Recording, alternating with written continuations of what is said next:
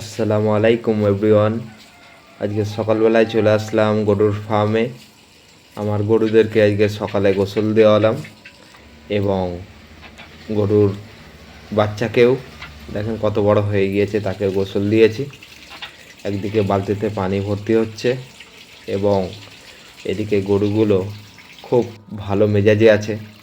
তাদেরকে সকালবেলায় খাবার দেব এবং দেখতে পাচ্ছেন এখানে পানি লোড করা হয়ে গিয়েছে এবং গরুর জন্য আমি এখন বিছালি কাটবো বন্ধুরা। তো এই যে দেখতে পাচ্ছেন এই ধারালো বটিতে আমি বিছালি কাটি। এখনকার অনেক মানুষ হচ্ছে চায়না মেশিনে বিছালি কাটে, কিন্তু আমি এখনও পর্যন্ত সেই পুরনো যুগের সেই জিনিসটা ইউজ করি এবং খুব রিস্ক। একটু এদিক ওদিক হয়ে গেলে আঙুল কেটে যাবে এবং একবার না, প্রায় আমার সাথে এটা অনেকবার হয়েছে। তো বন্ধুরা, খুব সাবধানতার সহিত এই কাজটা আমি করে থাকি এবং দেখতেই পাচ্ছেন কত স্পিডে আমি বিছালিটা কাটছি।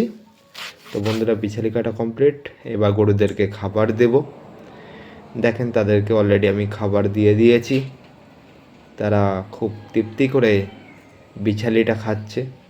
শুধু বিছালি না বন্ধুরা, আমি আমার গরুদের জন্য ঘাস, সকালবেলা ঘাসও দিয়ে থাকি। সেটা আপনারা দেখতে পাবেন। আমি ঘাস আপনাদের সামনে তুলে ধরবো এবং দেখতে পাচ্ছেন গোলটা কত পরিষ্কার করে দিয়েছি।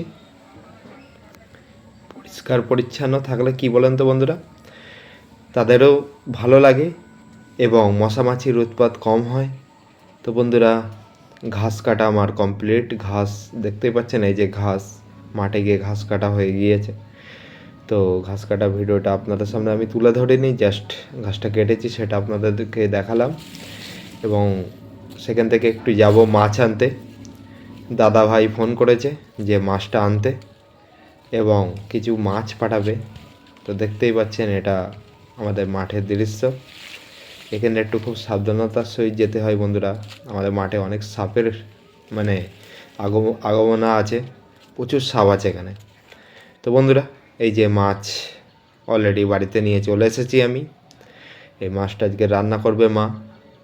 এবং মাছ যে ধরা হয়, আপনাদের সামনে নেটটা দেখাচ্ছি যে এই নেটে মাছ ধরা হয়েছে বন্ধুরা। তো বন্ধুরা, আজকের ভিডিওটি কেমন লাগলো?